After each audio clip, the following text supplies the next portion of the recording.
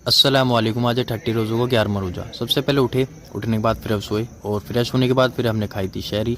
और शहरी खाने के बाद शहरी से फारिग होकर हम पहुंच जाते हैं बाहर आने के बाद फिर शहरी का वक्त ख़त्म हो गया और अजान हो रही थी। फिर हम मस्जिद में पहुंच जाते हैं। मस्जिद में पहुंचने के बाद वज़ू बनाया और वज़ू बनाने के बाद फिर हम पहुंचते हैं मस्जिद के अंदर। फिर सुन्नत पढ़कर फिर फ़र्ज़ पढ़कर फिर नमाज अदा कर हम चले जाते हैं अपने घर जाने के बाद फिर सोकर हम उठते हैं ज़ोहर में। फिर हम शहर चले जाते हैं। शहर में हमने ज़ोहर की नमाज़ अदा की। फिर ज़ोहर की नमाज़ अदा करने के बाद फिर आ जाते हैं हम गाँव में आकर फिर हम मस्जिद में पहुँचते हैं। मस्जिद में पहुँचने के बाद यहाँ वज़ू बनाकर फिर असर की नमाज़ अदा करके फिर हम चले जाते अपने घर। फिर अफ्तारी का टाइम हो रहा था। अफ्तारी से पहले दुआ मांगनी ज़रूरी है और ये रियाज़ की अफ्तारी।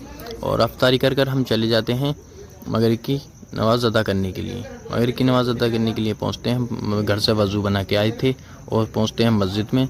मस्जिद में पहुँचने के बाद फिर अज़ान हो गई थी। अज़ान होने के बाद फिर हमने की थे मगरिब की नमाज़ अदा कर हम आ जाते हैं बाहर आने के बाद फिर थोड़ी देर बाद ईशा की अज़ान हो जाती है। फिर हम चले जाते हैं मस्जिद में ईशा की नमाज़ अदा करने के लिए। फिर यहाँ वज़ू बनाया और वज़ू बनाने के बाद फिर मगरिब ईशा की अज़ान अदा कर फिर आ जाते हैं हम